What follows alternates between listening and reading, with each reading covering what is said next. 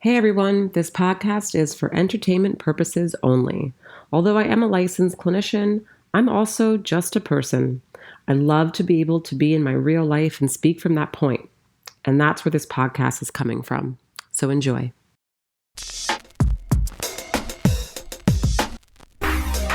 Searching for truth, looking for answers. There must be a way to another day.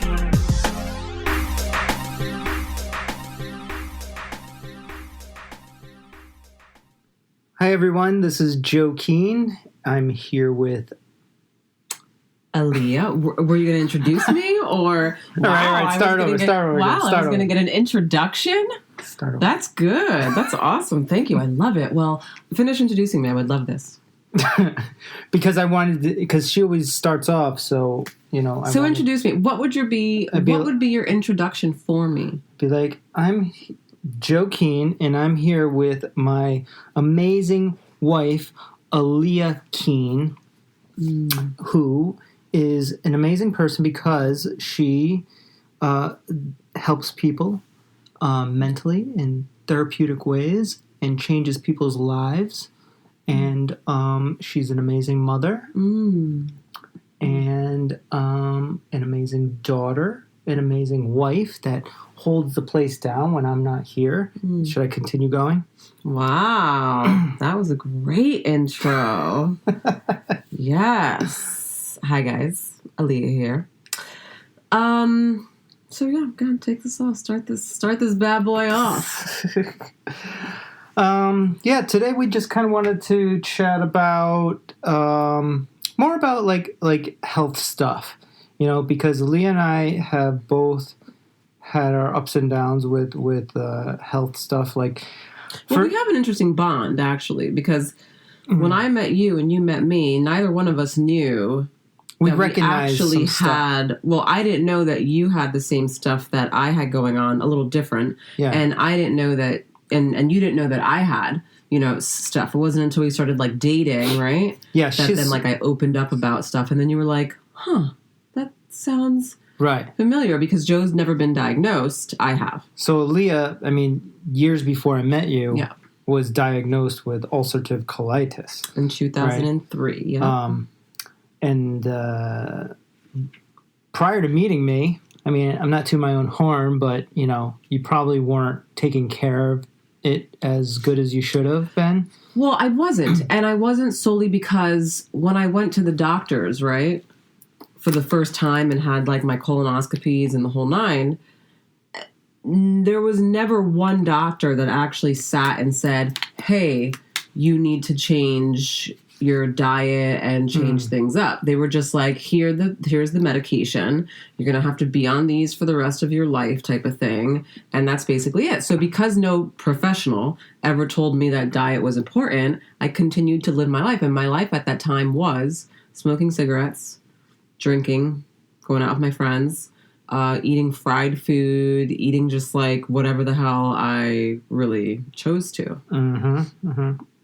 And, so I was kind of dealing with the similar thing my whole life, literally since I was a kid. And when my mom was more on the holistic side, and, we had a normal doctor, but she would always try and remedy things at home or whatever. So I kind of had that, once I grew up and moved out of the house, that was always in the back of my mind of you could take care of yourself type of stuff. And, probably through my 20s, there was a transformation where I just decided, hey, I need to stop eating fast food. And, the drinking kept going. Yeah, but how did it get there, though? Because there was obviously stuff happening to you that led you, because there was stuff happening to me. So there was stuff, yes, I remember distinctly your father talking to me about your anxious stomach is what he called it. Yeah, I always had anxiety, even as a kid, and so much to the point that it was like a nervous stomach. So if I was going somewhere, if we were going on a long trip or something, I'd have to like shit my pants before we went, you know, or I'd always have to go to the bathroom while we were like driving somewhere on a long trip. But then as I got older, you know, I kind of figured out stupid ways to manage it. In fact, like really stupid, because like when I was, you know, 21, 22, 23, for some reason in my head, and maybe it kind of did something at the time, but like when I went out and drank, I started drinking gin and tonics specifically because that was easier on the stomach. It seemed to be easier, although that gin has the most alcohol in it. But I will say, though, I've been told that, and I've actually tried this out, there's a huge difference between, like, clear liquor versus dark liquor on the stomach. True. So whiskey, I used to be a whiskey drinker. Whiskey fucked me up. It just never got... But when a friend one time like your stomach, told me, fucked your stomach up. Oh my God. Yeah. A friend one time told me about vodka, and she was like, well, just try vodka. That may be easier. And I'm not really a vodka drinker, nor do I drink alcohol really anymore. But I tried it, and it was a huge difference. It was just so much lighter. Yeah. I mean, for me, at the time, that's what I thought it was as well. And it just kind of like soothed my stomach. But as I got older, I realized that it was more so the alcohol distracting my anxiety, essentially, from whatever I was like concerned about or worried about or whatever. Right. You know, if I like had a shot or something before I was going to go do something, it would just calm me down. Right. Which it was like managing. Yeah, and it kind of anxiety. stopped the whole chain reaction. But like the next day, I'd be like shitting my pants or whatever. Right. But yeah. So anyways, so through my 20s, I kind of figured things out. There was a moment when I was like in college. I was like 23, and I was literally I was working as like a personal trainer. I was training my boss at the time, who owned a studio in Orlando, and we were at like LA Fitness, and all of a sudden it's like 7 a.m. and we're in the middle of this training thing, and I'm like, I gotta go to the bathroom real quick. And I just never came back because I was like shitting blood. And then I went to the hospital, and they said it was a bacterial infection. But prior to that, I was feeling as though I had like ulcers and shit like that. And then I had the... Which is funny, because when I met you and we started talking about this, that was one of the things I asked you. I was like, do you shit blood? Because with ulcerative colitis... Unfortunately, that's one of the things, many things that happens when we get inflamed. Yeah. And I remember you being like, no, I don't really, but that one time. Yeah, there was a handful of times where it was like really bad. So anyways, fast forward, and then I meet Alyea, and she's telling me about all of her stuff. And I'm like... Which I understand was very, not to cut you off, but was so that people like really understand this, because it was actually really like...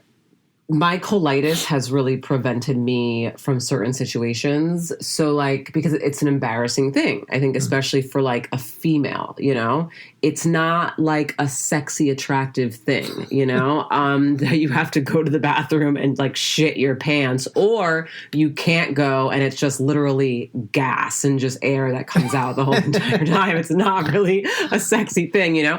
So when I met you in the beginning, because I was already still like flared up and stuff like that, my body was like, one of the things I was so worried about when we went to the hotel that night, because Joe and I hung out at a hotel the first time we met. But one of the things that I was worried about was like, fuck, am I going to have to fucking go to the bathroom or feel like I have to take a shit while we're having sex or something like that? Because this was my life. Yeah. This is what I was always concerned. I was like, oh my God, I'm going to like hook up with this guy, and I'm going to like have to like, it was like always an issue. I mean, this could be a lot of girls' issues, like, but nobody ever talks about it, right? Like, there's a lot of girls that I've dated that like they're in the bathroom for like a half hour before having sex or something, you know? I mean, most of the time it's probably them just kind of getting their shit ready, but no, mine was literally my fear wasn't even that I was going to have to go to the bathroom, because I was inflamed, so I knew that I couldn't really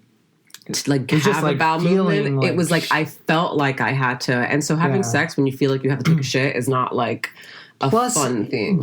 You're like in this mental state of like not feeling good and then having sex too, it's right? like That's completely not, like, ideal. And then I was worried. I was like, oh my God, I don't know how this is going to turn out. It all worked out, right? So when I met you, that's what was going on. So when we finally talked about it and I was able to really just like open up, and I soon realized how just open and like, you know, whatever you were about stuff like that, I was just like, it was like a weight off my shoulders. I was like, thank God. Yeah. So, I mean, like, so later in my late 20s, probably when I was like 28 and on until now, obviously, like I just turned 40, I had taken a whole different route where I was like, all right, now this whole like drinking gin and whatever is not ideal because I was really feeling it after, like the day after. So then I totally changed my whole diet. I started drinking a green smoothie every morning. It's changed over the years, but it's mostly like a detox smoothie with anything from like milk thistle to, you know, spinach, kale, ginger, turmeric, spirulina, chlorella, coconut oil. Like, I'll just throw it all in there, and it tastes like shit sometimes, but I know that it's good for me. So I just started this thing literally like probably just 10 years ago, where every day, and ever since then, every day I drink a green smoothie when I can. And that kind of started. Then I started eating like organic foods and all this other stuff. I stopped eating fast foods a long time ago. I mean, I probably haven't eaten McDonald's in like 20 years. Oh my God, yeah. And now it's getting even more and more limiting. Like now, just a few weeks ago, I had to be extremely, because I still do. I'll have a drink. I'll have a couple glasses of wine. I'll have a gin and tonic here and there. Espresso martini or whatever. Messes you up, and it messes me up for 3, 4, 5 days after that. But I was dealing with it. I was like, okay, today's gonna be the day, and then for the next few days, I'll just deal with it. And but now I'm just like, all right, even that sucks. So I basically quit drinking about a month ago now. I'll probably drink again at some point, whatever. I'm not like an alcoholic. I'm doing it for my stomach. You know, like special events. Yeah, and as long as I can have time afterwards to not... Like, if I don't have to do anything the next day or the next 3 days, I'm fine. And then I had to cut out coffee. Even that, all these things, I was only having them a couple times a month, and even that was fucking with me. So now I've completely cut out coffee and tomato sauce and anything to do with tomatoes because it's very acidic. Yeah. And man, just the past month has like changed my life. I'm not like bloaty or gassy or anything. Mm. But anyways, so I've always lived this life basically more than like the majority of my life. I've at least had this mentality or actually lived it. And then when me and Alyea met, so she had been going to these doctors and they're just like, well, here's the pill and, you know, this is what you got for the rest of your life. Mm. But our first year together, you know, she started doing these green smoothies. She started changing her diet and stuff. Mm. And she was actually able to get off of the medication for how many months did you get off of it? Just before Soul was born. Yeah. Well, let me get into, I mean, like, I feel like my story is a little different from yours. So it's like, you know, in terms of, but I mean, my whole process and road to getting to the point where I met you, and then at that point kind of, you know, seeing how you lived and seeing how, you know. Right, I kind of fast forwarded through. Yeah. So let me go back. But because I feel like there's some important stuff that people may relate to. So in 2003, I was having these severe pains in my lower abdomen area. So much where I would like have to be like hurled over. I couldn't walk, no nothing. I didn't know what was going on. And my boyfriend at that time had to like rush me to the hospital a couple times. And, you know, no one in the hospital said anything. They just gave me like, you know, like morphine or something to like take care of the pain or something like that, which didn't do anything. They did suggest finally going to a gastroenterologist. And so I think I kind of sat on that for a little bit. Like, I don't think I did anything because I was like in my 20s at the time and I wasn't even thinking about anything like serious, you know? Yeah. So I didn't do anything. But meanwhile, I was having all these symptoms. either not having a bowel movement for like days upon days, or having a bowel movement and having blood, or having diarrhea for like all these different like things going on. That was like really, really, really like interfering at that point with like my life, because I was partying and having a good time, you know? And my dad, who's a doctor, he was visiting me one time, and for every time I tell this guy that I have something wrong with me, he never believes me. So like, I can be like, Dad, like I'm telling you right now, like this is what's happening. And he'll be like, yeah, you know, I don't know. But I'm like, Dad, I swear. So this is going to be like really graphic, but this one time he was at the house, and it's already been graphic, but this one time he was at the house, and I had gone to the bathroom. I came out of the room and I was like, go look in the toilet. Because he didn't believe me. And he was just like, no, I'm not going to do that. And I was like, Dad, I'm serious. Like this, go look and tell me if you think that that's normal, you know? And so he looked and he came out and he was like, you have to go to the gastroenterologist. Like, he was like, whoa. And how old were you then? 2003. I mean, I was probably like 24 or something like that, maybe. No, you're younger. 22? You were 21 or 22, yeah. Yeah. I know. I lied my age for so long when I was younger, so I forgot. So then I went to the gastro. I had the colonoscopy. They diagnosed me. Took these pills. I don't know if anyone's ever heard, but it's a medication called Alyea that I'm on, that I've been on since 2003. And I felt like it was working in the beginning for the first, maybe, I don't know, years. It was doing well. And then I hit a point where I got back into a flare-up. And I couldn't understand. This is what happened. I couldn't understand why I was in a flare, because I was on my meds. So right. Well, you probably continued the same lifestyle, and you. But again, no one told me to change my lifestyle. So again, I was like, why am I in a flare up if I'm on my meds? You know. So I went back had another I've had like several colonoscopies, like many, and each time I went, the colonoscopies were showing that everything was like okay. So I was like, but I don't feel okay. So if I don't feel okay, then something's going on here, right? So again, I never really figured it out. Everything just kind of, and then cut to when I met you. And by the time that I met you, I was already in a state of transition, because I was starting to decrease just like smoking, for example. So like on my own, at the end, you were just quitting. Yeah. Like quitting. On my own, I was doing it. Yeah.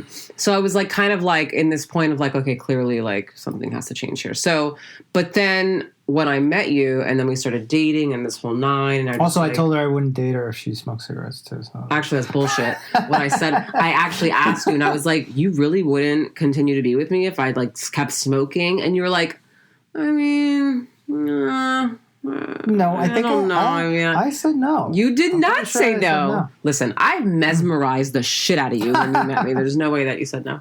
But I know. But so yeah, then when I met you, and then I was just kind of like, oh my God, like your lifestyle was just so opposite of mine. Like I was still partying in the beginning when I met you. So I was still drinking. I was just stopping smoking. I was still eating like crap. I mean, I was drinking and smoking weed too, but not like it was not like me. I mean, I was getting home at like 7 o'clock in the morning, and you were like, I was sleeping by that time. Yeah, I was already starting to run into dad mode at that moment. Yeah, you know. 2 years back. But your life was so. Then when you moved to Miami, that's when it was. It was really when we lived together. Yeah. Because then I had to really take on your eating habits. Like there was like no juice. No nothing in the house, and I was like, no sugars, no sugar, and I was like, all I drink is water, and you were like, yeah, that's all, and I just couldn't fathom that because I hate water, so I was like, there's no taste to water. Yeah, there's no taste to water, and then everything we bought had to be organic, and I was like, it's just chicken, and you were like, no, like and you were like, you would like sometimes like really get on me about it, I'm like, even today. And I think I'm way better today. You're better, but you still every once in a while you just buy some random shit, but. For the most part, you'll buy like organic. And I even have the Berkeley. We got the Berkeley fluoride water filter that we put in the fridge too. Yeah, that's actually really good. So yeah, and then we were like really kind of like talking more about like, you know, like our symptoms, blah, blah, blah. And then you were the one that suggested that I go see a nutritionist. right? Yeah, that's what changed a lot. And then I was just like, okay, let me go see a nutritionist. And then I went, and that's what really did it for me.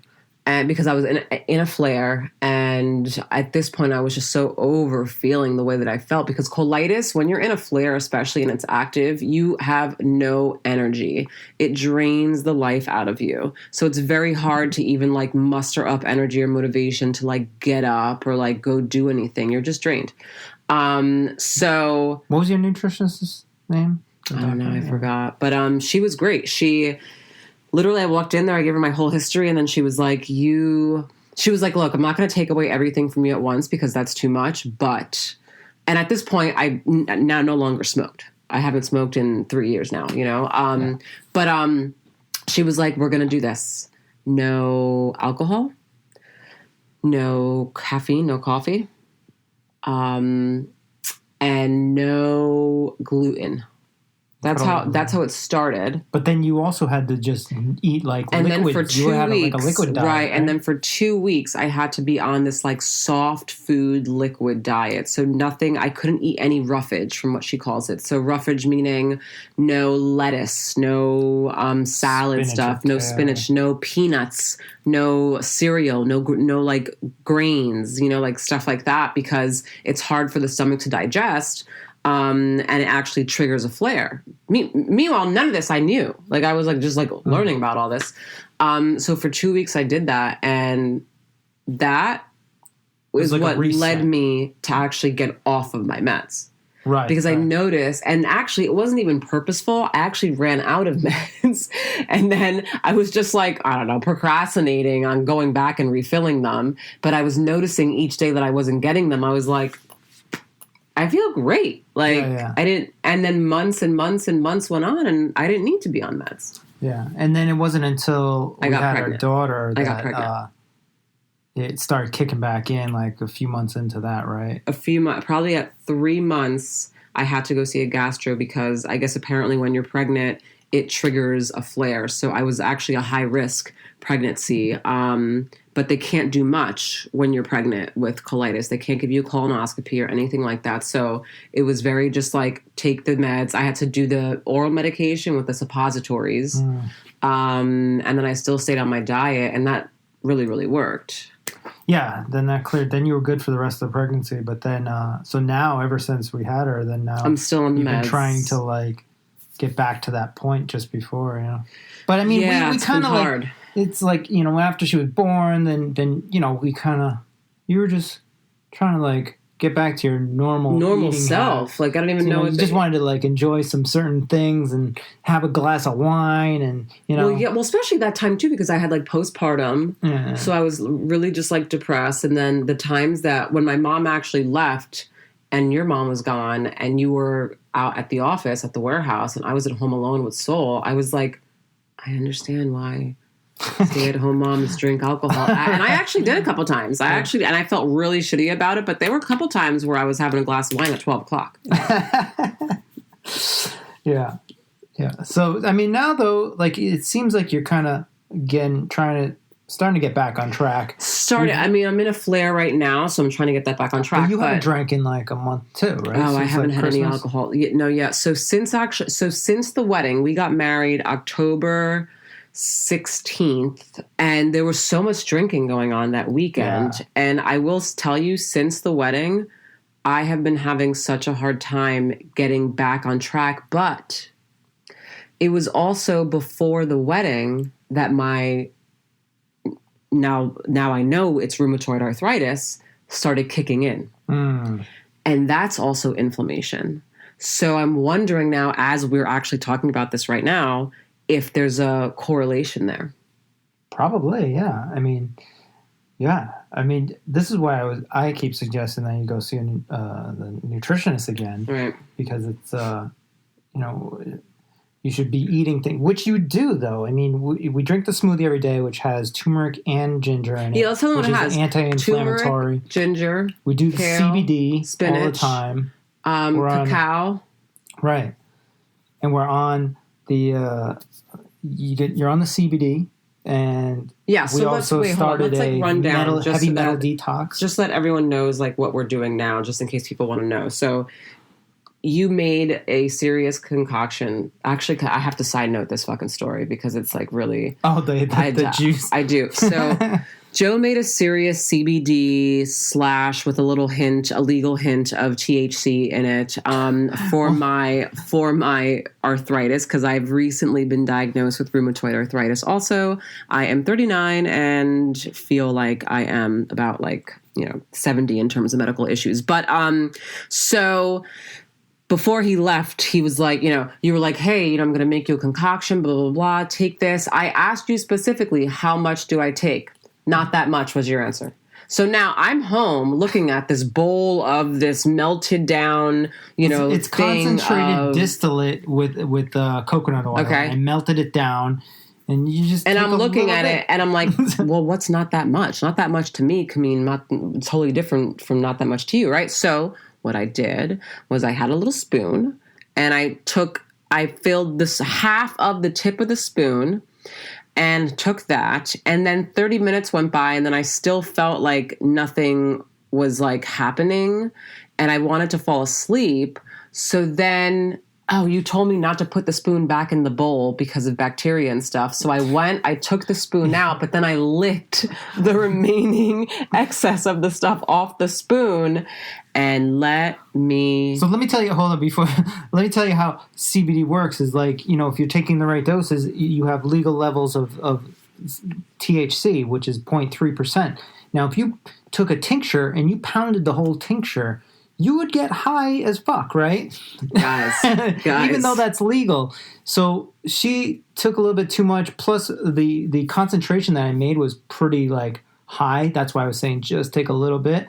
And she went a little bit. It was just to run down. Meanwhile, I have a 1-year-old daughter. This is my most shameful moment, because I was just like, oh my God, I have a 1-year-old. He wasn't home. I had no one home with me besides my damn dog. And I am now in the bed at 10:30 at night, shaking, shivering, shaking. I'm hot. I'm shivering. Then I feel like I'm having a panic attack. I feel my heart popping out of my chest. I couldn't sleep the whole entire night. I was tossing, turning, heart attack, this, that. I was like, oh my God, am I going to die? Blah, blah, blah, blah, blah. Then I finally passed out. I wake up at 7:00 in the morning and literally could not even, I felt like Gumby. I couldn't move, but my kid is awake. So also, this whole time you weren't thinking you were high. You didn't think that it was that. So this whole time I had no idea that I was high. So hold on, did you tell him that you also took the Benadryl as well? Oh, well, I took the damn Benadryl. So she did this, and then please understand. I just want everyone to know this. I am not by far into pills or anything like that. I do not even like feeling messed up. I'm such a prude now when it comes to that. I did that shit in my early ages, and I'm done. But I took the damn Benadryl because I was having issues with sleeping. She thought it was anxiety. So she was like, all right, I just need to sleep. I just need to pass out. She didn't think it was a CBD. Yeah, I was like, I just need to fall asleep. Benadryl will do it. So now I have Benadryl and the CBD. I mean, not thinking that the CBD is even right. So I wake up the next morning. My daughter's finally awake. And I'm like, oh my God, how am I going to do this, right? Thank the Lord that my mother and her husband have moved here close by us. So that was the first thing I did. I pick up the phone, I call my mom's husband, and I was just like, I need someone to get here as fast as possible. And they're thinking that it was something with the rheumatoid arthritis. Yeah. So they were like, oh my God, she can't walk, blah, blah, blah, blah, blah, So they rush right over. In the midst of them driving to the house, I'm still like, I have to get my kid together. Well, you FaceTimed me too, right? I FaceTimed you in the bathroom, and I was like, something's wrong. Yeah, I could see her, and I was like, you look high as fuck.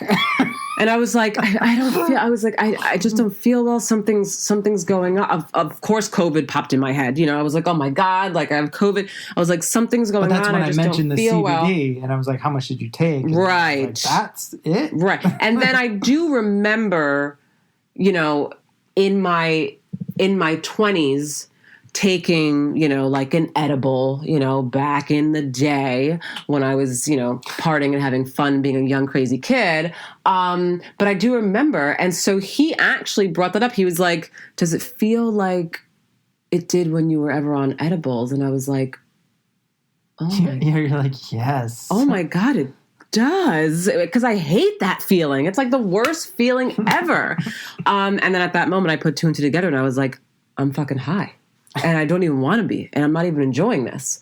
It's the worst. It's the worst. I hate it. It's the worst. And it wouldn't end. And so I got myself up and managed to walk to my daughter's room. I didn't make it there, apparently. And apparently I passed out on a chair. And I woke up. My face was on the damn chair. And I was like, what's happening? Thank God we have an amazing daughter who just sits in her crib when she wakes up and just chills. She has she's happy, no big deal. So I'm like, Alyea, pull it together. And so I get into the room, I give her a bath. I managed to give her a bath and make her breakfast and do all of that. And then my mom and her boyfriend husband got to the house. And I was like, the minute her husband walks into the house, I'm sitting there and he was like, you're fucked up. And I was like, I think I am. I was like, oh my God. So anyway, that was a side note, but just be careful. Take the dose that you are supposed to take, okay? And if you don't know what the dose is, ask a professional. I thought my husband is the fucking professional. This is what he does for a living. And I thought he was going to be a little more precise with how much I had to take. And all he said was not that much. So now we've managed it. Now it's literally 3 drops. Right. And also the reason why I'm taking this actually now on a daily basis is because I have recently been diagnosed with rheumatoid arthritis. Right. To a point where I wasn't. But hold on, tell them after that, right? Your joints and muscles were feeling amazing the next day after you recovered from the high. Right? So prior to taking that crazy dose of the CBD and the THC, I was actually I couldn't walk to a point where I was limping. My toes were out, my feet were out, my ankle was out, meaning stiff, because that's what happens with arthritis. You have really stiff joints and it hurts really badly. My ankles, my wrists, my shoulder, and my jaw is actually where it all is right now. So and none of that, everything? No, so when I took that dose, that extremely high dose, the next day, my feet and my ankles and my wrists and my hands were all amazing. My shoulder, on the other hand, and my jaw still stayed, because those are the two. How long did that last for? It's still, right now, my foot is I'm starting to go back into a flare, but it's slowly, it's not so bad right now. That was weeks ago too. So. Yeah. So maybe that's the trick with rheumatoid arthritis. You just take a high dose of cannabinoids.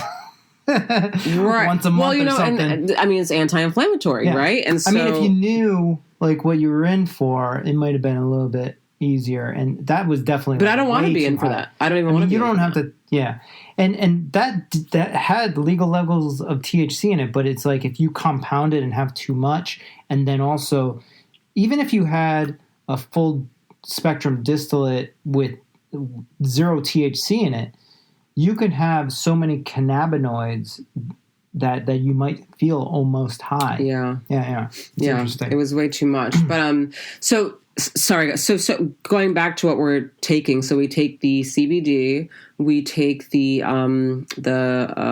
what's that, aluminum detox, or what are we doing? It's TRS. It's a heavy metal detox. Heavy metal spray. detox. It's the nano spray that detoxes any kind of heavy metals, mercury, fluoride, whatever on your body. We do the smoothies every morning, and then what else? We work out. So I work out 3 days a week, which is a new thing for me because I never worked out. So I also do that. You do the sleep hypnosis stuff. I do. Right? Yep, I do sleep hypnosis. I meditate before at night. Bed. And then we eat. I don't eat gluten. No gluten. No gluten. No coffee. No alcohol. And for me, no tomato sauce. Yeah, no gluten, no coffee, no alcohol. Dairy, Dairy too, no dairy. Yeah. I don't do dairy. I don't do dairy. Every once in a while, if it's something that I'm just kind of like, oh my God, I just really want to have it, then I'll like dabble. But I've noticed with my colitis, there's like I can dabble a little bit and be okay. But if I'm in a flare, not so much, you know? Yeah. So dairy is like not really great. And that's basically how we really live our lives. I will say that I feel better, you know, in terms of like physically, also mentally. Ever since I started this whole journey. At this point, that's my goal, is to like, because physically I feel pretty good, especially for a 40-year-old. But mentally, over the past few years, as I've had like foggy headedness or whatever, and just over maybe the past year, I feel like I've really started to conquer that with these smoothies and the detoxes that I do every once in a while. This heavy metal stuff really clears your mind. Yeah. Yeah, I do like, I mean, I definitely notice a difference in terms of that from like when I think about who I was before meeting you to who I am now and how I feel now. It's really huge. And energy levels. Like, I think oh my God, yeah. Yeah, if like you were living how you were living before, and even if I was living how I was living, like, you know, 5-10 years ago, it would be hard to like be on top of a 1-year-old all day long, you know? Oh my gosh, no way ew, gross. No way. Yeah. Now it's like I have like, you know, I mean, I'm tired because she's, you know, busy. She's, you know, all over the place, but I'm still like there and I'm invested and I'm like, you know, doing it. But I understand, but we don't, if we want to get into kind of, you know, kids and stuff like that, we don't do TV, really. We don't watch TV, period. Right, and then we don't watch any watch TV, movies and stuff, and maybe like some series here and there. But like, well, it's not that we don't watch any TV. Is that we don't have? Let's be clear, we don't have. So we don't have. We choose not to have cable, and we choose not to have cable because we just don't like. First off, it's expensive as fuck. Well, that too. But I think more so this started with you again, because prior to me meeting you, I had cable. But again, I haven't watched TV in like 20 years. Yeah, hasn't watched actual TV in so long. So we chose to not have cable because with all these apps, you could just watch everything from apps, and we both have Apple TVs. You know? Now we could just choose like, all right, that's a what good movie, you want to watch watch. that, right, or, exactly. You know, no commercials like kind of like bleeding into. Yeah, so we don't have that stuff like on throughout the day. So if you ever come to our house is literally just. There's no TV ever on unless it's like a set, and there's like chill lounge music in the background, but there's never any. And then we TV talk to each other like this all day long. Weird. I know. Isn't that? Sounds like that's exciting, huh, guys? We have conversations that are productive in our lives. But anyway, this stuff is also important, though, I will say, to like energy level and mental, and because when I did watch TV, I do feel different. Right. From when I was like a TV monster to, let's say, now like not having any TV, like because it's draining. Well, I went to school for sound engineering, and in that school there was a course that teaches you, because there was also film engineering and production at the same school, so they want you to understand everything. So we had a course on television and like frames per second, frames per minute, whatever, and basically because TV is like, you ever see one of those flip books with the horse, the old school horse? You flipping through it and it looks like the horse is trying. Oh yeah. That's exactly what a TV is nowadays. It's just more of it, you know. And so there's so many frames per second, and it actually puts you in a trance state. So after watching for like, I think there's a certain amount of minutes. It's like after like 3 minutes, your mind clicks over to a different wavelength. And this is a fact. They've done studies on this. And then you get mesmerized, and it's easier to feed information to you when you're in that trance state. Yeah. Anyways, so once I learned that, like back in like 2003, I was like, fuck this shit. I'm not watching any more commercials. I'm not paying attention to that shit. So, and then maybe that's why I think the way that I think now. Which, like a Like a conspiracy Like a theorist? conspiracy theorist, yeah. Like even what I just said right now that is like fact, like they teach it in college that it's like mesmerizes you. Yeah. People would think that that's a conspiracy theory. Probably. I don't Right? know. I mean, I don't, but I also married you. Right. So, but anyways, yeah. Well, so with Soul, you know, she's not in. She doesn't even care about. She doesn't care about movies or anything. We literally play with her and hang out. You know.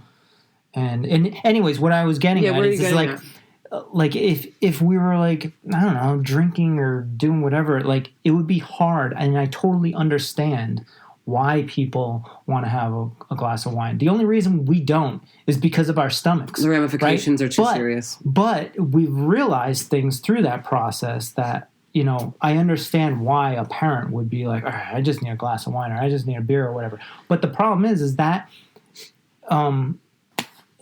it's kind of detaches you almost from like actually interacting sometimes because it brings you down to a different frequency, you know, the alcohol.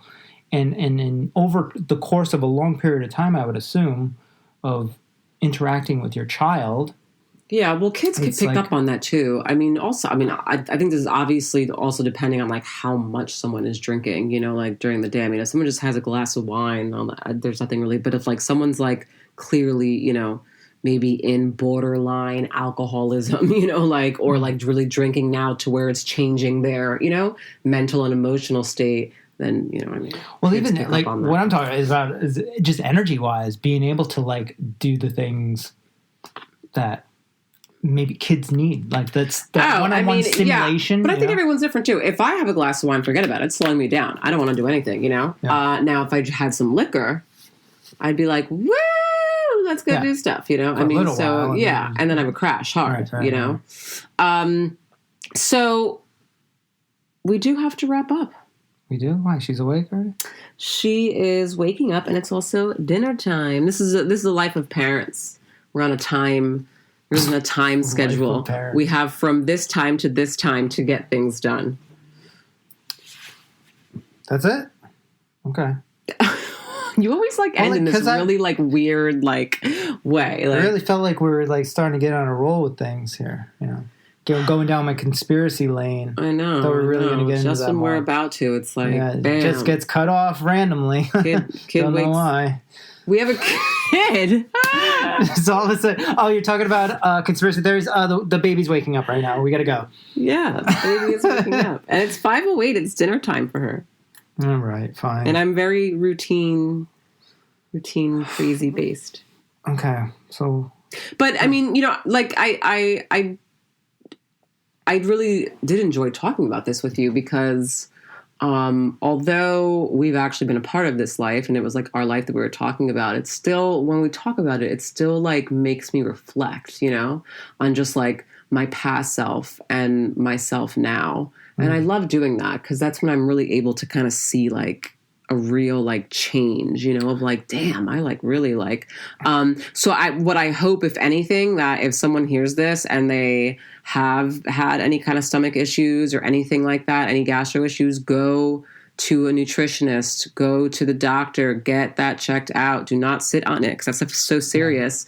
And, you know, definitely look into all of the holistic ways that, you know, that we now can really benefit from, you know?